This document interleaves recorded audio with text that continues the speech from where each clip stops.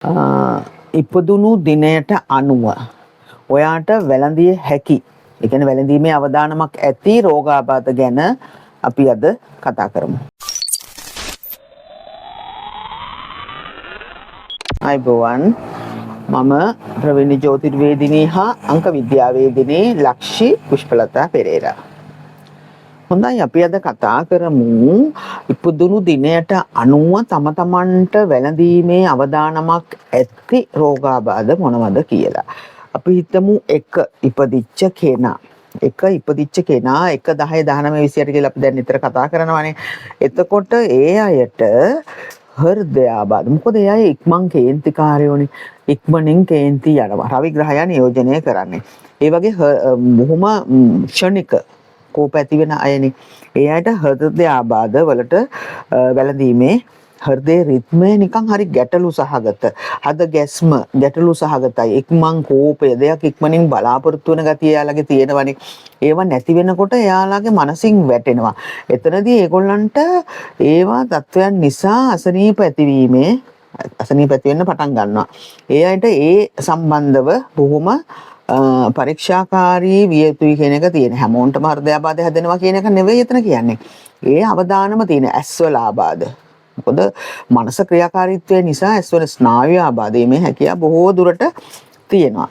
ඒක වගේ ඉතින් ඒ අය එතකොට ඒගොල්ලොන්ගේ හරි පැවැත්ම උදෙසා හරි ආහාර රටාවක් ඒගොල්ලෝ ගන්නවා නම් බොහොම හොඳයි. එයාට හොඳයි ඔය මුද්දරස් පලං, එතකොට කරාමු නැටි, සාදික්කා, දොඩම් වගේ රටින්දි දෙහි, ඉඟුරු, ඒ වගේ බාර්ලි යන්නේ සහ ඒ වගේ දේවල් ආහාරයට එක් කරගන්නව නම් වඩා හොඳයි කියලා මම කියනවා. මොකද ඒ අයගේ තියෙන ක්‍රියාකාරීත්වය නිසා ඉන්ද්‍රියන්ට විය හැකි හානි ගැන තමයි මෙතනදී අපි කතා කරේ.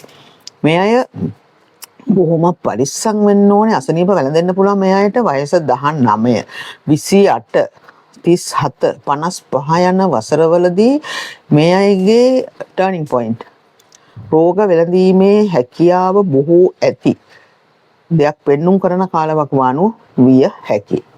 මේ මාසවලදී ඒ දේවල් වෙන්න, ඒ වසරවලදී ඒ දේවල් වෙන්න පුළුවන්. ඔක්තෝබර්, දෙසැම්බර්, ජනවාරි මාස ගැනත් මේ අය විමසිලිමත් විය යුතුයි. 1/10/19/28 ඉපදුණු අය. එතකොට දැන් අපි බලමු 2 11 20 29. උතන මාස බලය නෙවෙයි අදාළ. මාස බලයේදීත් එක මාසවල කුජ නියෝජනය කරන මාසවලදී කලබලකාරී තත්ත්වයක් නැතිව අපි දැන් මාස ගැන විග්‍රහ කළා. අපි එකයි මේ පියවරෙන් පියවර යන්නේ ඔයාලට. එතකොට ලේසි මේ දේ අල්ලගන්න. එතකොට මේ අයට ආමාශය, ආහාර ජීර්ණ පද්ධතිය හා සම්බන්ධ රෝගාබාධ ඇතිවීමේ හැකියාව බොහෝ දුරට තියෙනවා. ඒ අර්බුද, ශරීර අභ්‍යන්තර පිළිකාකාරකම දේවල්, ආහාර නිසා, මුත්‍රා මාර්ගයේ ආසාදන නිසා, ඒ වගේ දේවල් ඇතිවීමේ ඉඩකඩ බොහොම තියෙනවා. හැමෝන්ටම හැදෙනවා කියන එක නෙවෙයි මම කියන්නේ. හැමතිස්සෙම මම ඒක නිතරම කියනවා. වෙන වෙන ග්‍රහ දෝෂත් බලපානවා. මේ අවදානම විතරයි මම මෙතන සඳහන් කරන්නේ. එතකොට ආහාර වලට ගෝවා, සලාද කොළ, ඒ වගේ පිපිඤ්ඤා, පුහුල්, කොමඩු වගේ ආහාර එක් වෙන්න ඕනේ. එතකොට ජීවිත කාලයේ වසර 20, 25, 29, 43, 47, 65 කියන වසරවල් මේ අයගේ ඒ රෝගාබාධ තත්ත්වයන් මතුවිය හැකි කාලයන් කියලා කියන්න පුළුවන්. ජනවාරි, පෙබරවාරි, ජූලි මාසේ ඒ මාස මෙයාලට අසුබ මාස. ජනවාරි, පෙබරවාරි, ජූලි මාසවල රෝගී තත්ත්වයන් වලට මතුවීමේ ඒවා නිරාවරණය වෙන්න තමුන්ට ඒ වගේ දෙයක් තියෙනවා කියලා, රෝග අහු වෙනවා කියලා කියන්නේ රෝග චෙක් කරනකොට ඒ වගේ දේවල් මතුවීමේ හැකි කාලයන් කියලා සඳහන් කරනවා. එතකොට අපි බලමු 3 12 21 30. එතකොට ඒ ඉපදුණු අය ඒගොල්ලන්ට ස්නායු පීඩා වලට ගොදුරු වීමේ හැකියාව තියෙනවා. මොකද ස්නායු ප්‍රදාහය කියන නියුරයිට්ස් කියන්නේ ඒ වගේ සයිටිකා රෝග, ඒ වගේ දේවල් වලට, සයිටිකා කොන්දේ අමාරු, ඒ වගේ දේවල් වලට ඒ වගේ අවදානම තියෙනවා. චර්ම රෝග, ඒ වගේ දේවල් සිදු වෙන්න පුළුවන් 3 12 21 30 ඉපදුණු අය. ඒ අය දෙලුම්, අන්නාසි, ඇපල්, රුබාබ්, මිංචි කොළ, සාදික්කා, ආමන්ඩ් නිතර ආහාර වේලට එක් කරගන්නව නම් බොහොම හොඳයි. මේ අයට අවදානම් මාස විදියට දෙසැම්බර්, පෙබරවාරි, ජූනි, සැප්තැම්බර් වගේ දේවල් ඒ රෝගාබාධ තත්ත්වයන් මතුවේ හැකි කාලයන්. මෙයාලගේ වයස 12 21 59 48 57 වගේ වයස හරි ප්‍රවේශම්කාරී විය යුතු වයස විදිහට ගන්න පුළුවන්. එතකොට අපි සඳහන් කළා අංක 3. දැන් අංක 4. 4 13 22 31 උපන් අයට තමයි මෙතනදී අංක 4ට වැටෙන්නේ. ඒ අයගේ අසනීප සොයා ගන්න හරි දුෂ්කරයි. මේගොල්ලෝගේ අසනීප පෙන්වන්නේ නැහනේ.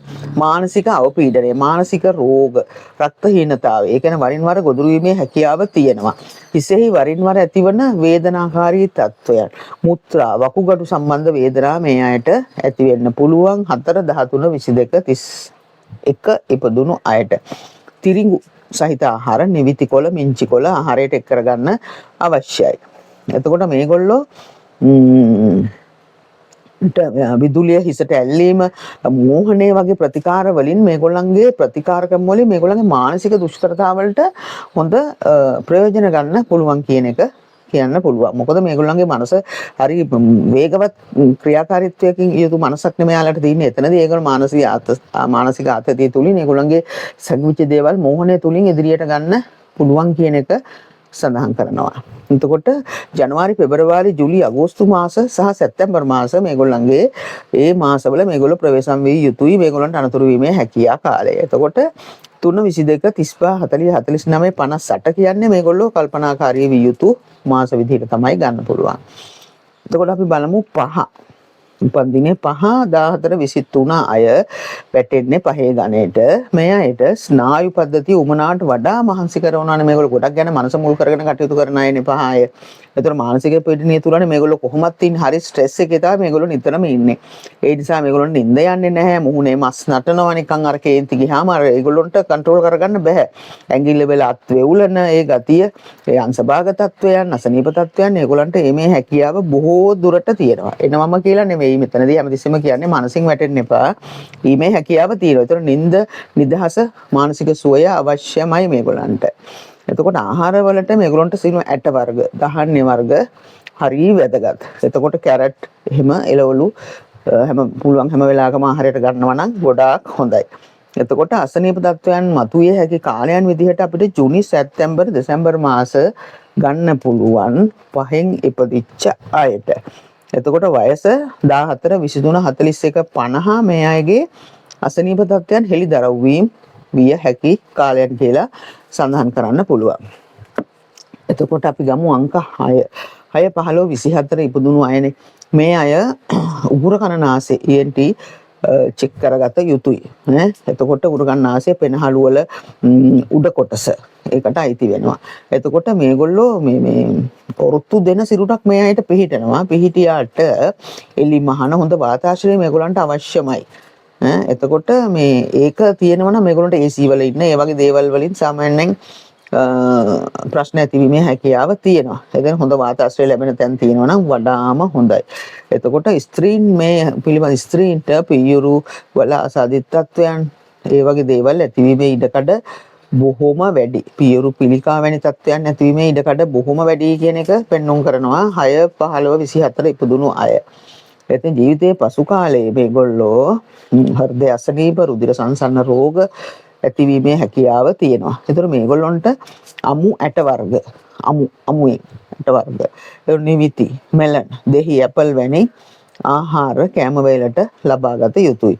එතකොට මේගොල්ලන්ට රෝග තත්ත්වයන් මතුවේ හැකි කාලයන් විදිහට අපිට ගන්න පුළුවන් මැයි, ඔක්තෝබර්, දෙසැම්බර් මාසවලදී රෝග පෙන්වන්න පුළුවන් මතුවීමේ හැකියාව, රෝග මතුවීමේ හැකියාව තියෙන මාස. එතකොට මේගොල්ලන්ගේ වයස 15 24 42 51 60 කියන්නේ සෞඛ්‍ය ගැටලු ඇතිවිය හැකි කාලයන් විදිහට ගන්න පුළුවන්.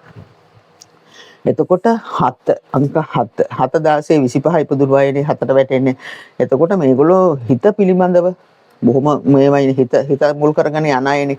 ඔක්කොම සියලුම දේ සිදු වෙන්නේ නිකන් මේවා මේගොල්ලෝ මේ ඕනට වැඩි හිතනවනේ හිතන ගතිය තියෙනවා ගොඩක් ඈ ඒ කියන්නේ කරදර ප්‍රශ්න එනවට වැඩිය මේගොල්ලෝ ඒව ගැන හිතලා මානසිකව තැවෙන ගතියක් තියෙනවා ඒ කියන්නේ අදි탁සේරුව තමුන් ගැන මානසිකව වැඩිපුර හිතන ගතිය ආඩම්බර ගතිය ටිකක් මාන්නක්කර ගතියත් මෙයාලා ගාව තියෙනවනේ හිතනවා මම මෙහෙමයි කියලා හිතන ගතිය තියෙනවා ඒ එනකොට ඒගොල්ලෝගේ මානසික අවපීඩන තත්ත්වයන් මතුවීමේ හැකියාව බොහෝ දුරට තියෙනවා හරි පරිසරයට හරි සංවේදී කට්ටියනේ මේගොල්ලෝ ඒ කියන්නේ මේ ඒගොල්ලොන්ගේ අගය කිරීම ඒගොල්ලෝ ගොඩාක් අගය කිරීම බලාපොරොත්තු වෙනවා. අනේ ඔයා හොඳයි, ඔයා ලස්සනයි, ඔයා නියමයට ඒ දේ හරියට කළා. මෙහෙමයි ඒ වගේ කියන ඒගොල්ලෝ හරියට අගය කිරීම බලාපොරොත්තු වෙනවානේ.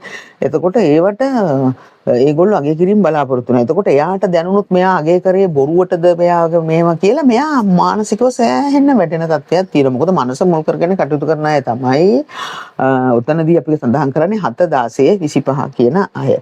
එතකොට මේ ඒගොල්ලොන්ට මේ කියන්නේ හෘද සාක්ෂියට අවංක අය තමයි මෙයාලා ගොඩක් ආශ්‍රය කරන්න බලන්නේ. නමුත් ආශ්‍රයයට හොඳම අය ලැබෙනවා කියලා කොතනකවත් සඳහන් කරන්න අපිට බෑ හැම ඕනම කෙනෙකුට. ඉතින් මේ අයගේ ශරීරයේ නිකන් විශේෂ දුර්වලතා කමකින් යුක්ත වෙන මේගොල්ලන්ට ප්‍රාණමත් ගතිය ශරීරයේ අඩුයි නිකන්. වැඩි මහන්සි වෙන්න අමාරුයි. ඒක නිකන් කර්කශ ගතිය, සංවේදී ගතිය තියෙනවා. දාඩිය දානවා මේගොල්ලන්ට හැමේ වෙනස්කම් ඇති වෙනවා. කුරුලෑ, ලැප කැලල්, පැල්ලම්, බඩ වියලීම.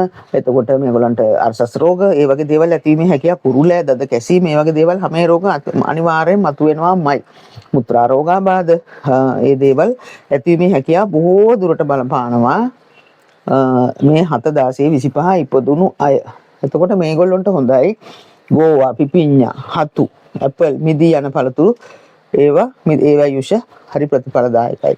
එතකොට වැඩි වශයෙන් මේගොල්ලෝ අසනීප වෙන්න පුළුවන් මාස විදිහට අපිට ගන්න පුළුවන් ජනවාරි, පෙබරවාරි, ජූලි, අගෝස්තු මාස ගන්න පුළුවන්.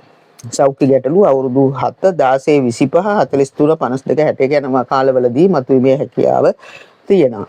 එතකොට අපි ගමු ඊළඟට 8 17 26 යන දිනවල ඉපදිච්ච අය තමයි මේගොල්ලෝ ඒ ගණනේ තමයි මේ අය වැටෙන්නේ. එතකොට මේගොල්ලන්ට අක්මාව, පිත, ආහාර ජීර්ණ පද්ධතිය ආබාධ, යටිබඩ ආශ්‍රිත බහිස්ත්‍රාවීය ප්‍රදේශයේ ඒ කියන්නේ ඒ සම්බන්ධව අසනීප ඇතිවීමේ හැකියාව බොහෝ දුරට තියෙනවා. රුධිරගත ආබාධ ඒ කියන්නේ කොඳු වැට පෙළ ප්‍රධාන වේ ආබාධ ඇතිවීමේ හැකියාව බොහෝ දුරට තියෙනවා. අස්තිවල ආබාධ, පාද හිරි වැටීම්, පාදවල වේදනාකාරී තත්ත්වයන් ඇතිවීමේ හැකියාව බොහෝ දුරට තියෙනවා.